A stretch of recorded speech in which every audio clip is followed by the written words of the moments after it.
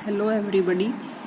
Last day हमने verb पढ़ा था, आज मैं आपको एडवर्ब पढ़ाऊंगी। देखो, पार्ट्स ऑफ स्पीच से पहले टेंसेज मैंने इसीलिए पढ़ाए थे कि आपको वो अच्छे से समझ आ जाए, उनके हेल्पिंग वर्ब्स वगैरह रिवाइज कर सको। अब देखो, वर्ब के बाद एडवर्ब। एडवर्ब होता क्या है?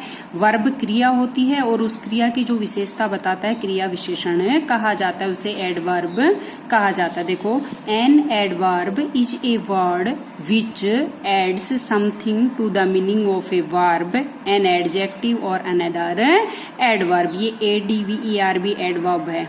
ओके देखो, एक अब आर्टिकल, सब पोर्शन इंग्लिश का साथ साथ अगर बार बार रिवाइज करेंगे तो हमें अच्छे से समझ आ जाएगा। एडवर्ब बोलने में वोवल का यूज हो रहा है। वोवल्स आप सबको पता है ना, वोवल्स 5 होते हैं, AEIOU।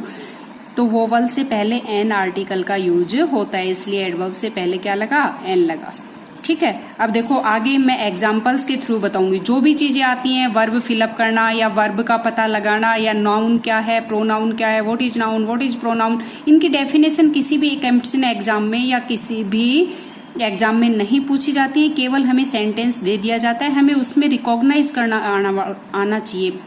इसका मतलब है हमें पहचान करनी आनी चाहिए कि उसमें कौन सा पार्ट्स ऑफ स्पीच का क्या है। देखो, ही रन्स फास्ट, अपन ने डेफिनेशन में पढ़ा था कि वर्ब, एडजेक्टिव और अनदर एडवर्ब, तीनों के बारे में जो हमें बताता है वो एडवर्ब होता है। देखो, ही रन्स फास्ट, आपको पता है वर्ब इसलिए मैंने पहले पढ़ाया। रन क्या है? अपने वर्ब, मेन वर्ब है, बताया था मैंने। मेन वर्ब और हेल्पिंग वर्ब, लिंकिंग वर्ब, सबके बारे में याद करना उनको।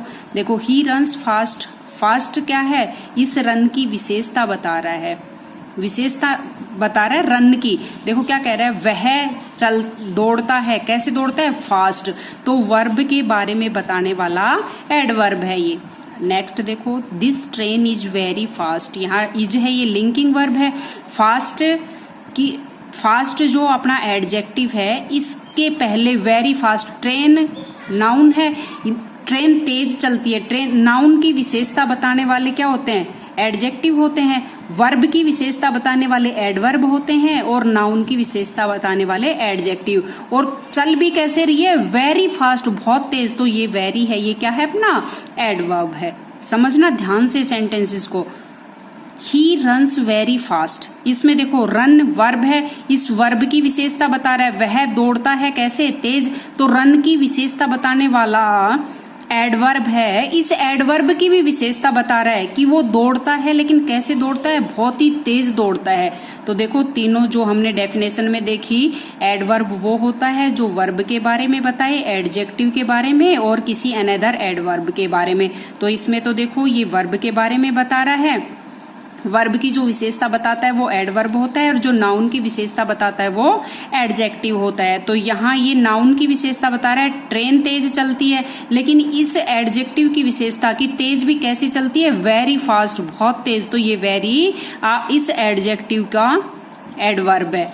ठीक है, यहाँ he runs very fast, run की विशेषता फास्ट, ये एडजेक्टिव बता रहा है, एडवर्ब, इस वर्ब की विशेषता ये बता रहा है फास्ट, और इस फास्ट को भी डिफाइन कर रहा है, इस एडवर्ब को भी वेरी डिफाइन कर रहा है, इसलिए ये एडवर्ब है। अब देखो टाइप ऑफ एडवर्ब्स। एडवर्ब्स 5 होते हैं। आप अगर बनाना चाहो तो कंप्लीट वीडियो बनाने के बाद कुछ बच्चे क्रिएटिविटी के द्वारा किसी ट्री का, पेड़ का जो डायग्राम बनाएंगे और उसमें 5 को डालेंगे, सुंदर सा डायग्राम बनाएंगे। ये सब मैं इसलिए कर रही हूँ बच्चों की, जितनी अच्छी कॉपी या अपनी नोटबुक होती है उतना ही अच्छा लर्न करने का मन करता है। देखो, एडवर्ब ऑफ टाइम क्या होता है? एडवर्ब ऑफ टाइम होता क्या है? They tells us when.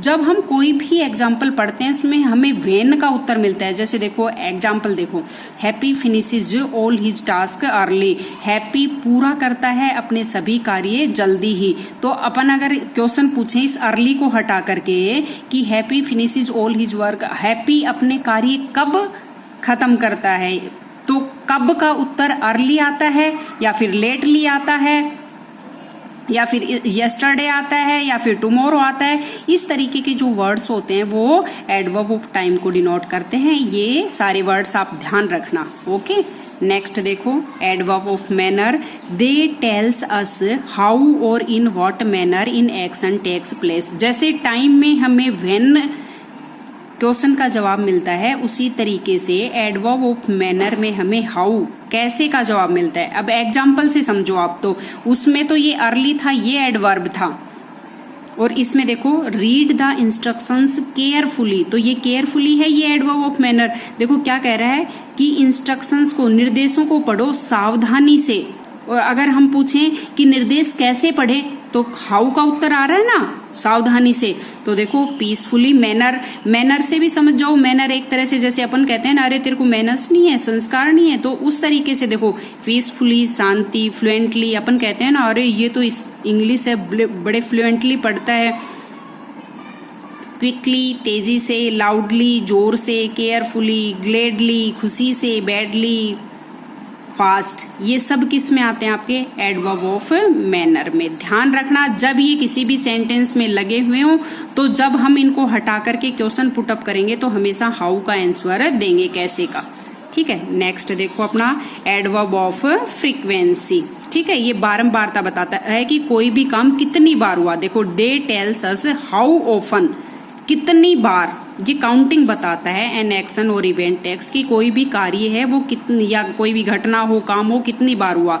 देखो इसी का विल कम अगेन, यहाँ जो अगेन है ये फ्रीक्वेंसी है। देखो क्या कह रहा है, इसी का आएगी दोबारा, इसका मतलब क्या है, वो पहले भी आ चुकी, दोबारा भी आएगी, तीसरी बार भी आएगी। मतलब क्या ये बता रहा है, फ्रीक्वेंसी बता रहा है, बारंबारता बता रहा है। देखो सेल्डम का मतलब क्या होता है, कभी कभी, ओफन अक्सर, रेगुलरली रोजाना, मतलब ये ऐसे ही अपनी फ्रीक्वेंसी बताएंगे, नेवर, ईवर, अगेन, ऑलवेज, यूजुअली। तो ये जो वर्ड्स हैं ध्यान रखना।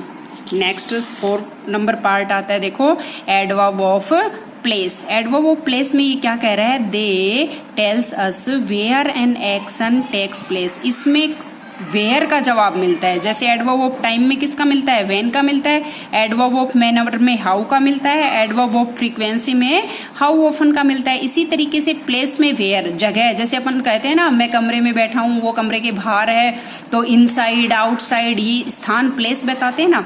देखो सी टुक द लेडी इनसाइड, अब इनसाइड अंदर, वह लेडी अंदर गई, तो ये देखो इनसाइड है। नियर पास है, वो मेरे पास बैठी है या दूर है, नियर है, फार है, ऑलवेज है, इनसाइड है, एवरीवेयर है, एनीवेयर है और हेयर है। ये आदि हैं प्लेस के बारे में बताते हैं। ये जिस भी सेंटेंस में लगे हुए हो, हम कहें वह लेडी कहाँ है, वेयर का जवाब मिल रहा है कि इनसाइड है। अगर वो आउटसाइड होती तो हम यहाँ आउटसाइड लगाते। तो इन एडवर्ब्स को हटाने के बाद वेयर का जवाब मिले तो वो प्लेस होता है। बार बार रिवाइज किए करो। एडवर्ब ऑफ क्वांटिटी, देखो एडवर्ब ऑफ क्वांटिटी में क्या होता है, मात्रा होती है। इसमें क्या होता है, as to which extent an adjective is modify, इसमें किसी भी एडजेक्टिव को मॉडिफाई किया जाता है। Partly, fully, pretty, almost, very, more, much, any, none, too, little. जैसे राम इज टू नाइस, तो उसमें टू लगता है, राम इज टू नाइस, अच्छा तो है, लेकिन उस एडवाइस की भी जो विशेषता बता रहा है, क्वांटिटी बता रहा है, एडवाइस की भी या नाइस की भी जो क्वांटिटी बता रहा है, वो अपना क्या होता है, एडवर्ब ऑफ क्वांटिटी, जो एडजेक्टिव को मॉडिफाई करे। नेक्स्ट देखो प्रैक्टिस है अपनी। फर्स्ट देखो sentence, her brother did not bath blank as he had fever. जैसे कि उसके भाई के क्या था भाई, बुखार था। हर ब्रदर डिड नॉट बाथ, इसलिए उसका भाई नहीं नहाया। देखो पास्ट की बात हो रही है, टेंसेस बताए थे, टेंस बार बार दोहराए करो स्टूडेंट्स। डिड नॉट लगा हुआ है, इसका मतलब डिड लगा हुआ है, तो येस्टरडे की बात है, इसलिए इसमें एडवर्ब क्या आ जाएगा, येस्टरडे। अगो का मतलब तो होता है बहुत पहले, टुमारो का मतलब आने वाला, नाउ का मतलब अब। तो प्रेजेंट टाइम में तो डिड का वैसे भी यूज नहीं होता, नेक्स्ट टाइम में भी डिड का यूज नहीं होता। अगो बहुत पहले, तो इतने पहले फीवर की बात नहीं हो रही है, इसलिए इसमें येस्टरडे आ जाएगा। अब देखो Kavita blank goes to temple with her mother. अब ये देखो प्रेजेंट इंडेफिनेट टेंस है, यस्टरडे पास्ट के साथ आता है, गो भी पास्ट के साथ आता है, टुमारो है फ्यूचर के साथ, तो इसमें क्या आ जाएगा, ऑलवेज। ये एडवर्ब है students. She could not reach on time because she was walking very. अब देखो इसमें कह रहा है कुड नॉट, कि वो पहुंच नहीं सकी समय पर, तो नहीं सकी तो वो कैसे चल रही थी, वेरी स्लोली। लाउडली, तेजी से तो चला नहीं जाता, बोला जाता है। तो इसमें आ जाएगा slowly. They beat him blank, उसने उसे पीटा, तो कोई लविंगली प्यार से नहीं पीट सकता, वारंटी लेके पीट सकता है क्या? तो इसमें क्या आ जाएगा? Badly. My uncle is clever that nobody can cheat him, तो मेरे जो अंकल हैं वो क्लेवर है, बुद्धिमान है। कितने बुद्धिमान है? देखो इसमें अपन ऐसे सोच लें, वेरी क्लेवर, बहुत ही बुद्धिमान है, इसलिए उन्हें कोई चीट नहीं कर सकता। बट स्टूडेंट्स ध्यान रखना, जब यहाँ दैट लगा हुआ हो तो हमेशा सो दैट का साथ यूज होता है। तो my uncle is so clever that nobody can cheat him. अब इस वीडियो को बार बार देखे करो स्टूडेंट्स, अच्छे से लर्न करना। Thank you.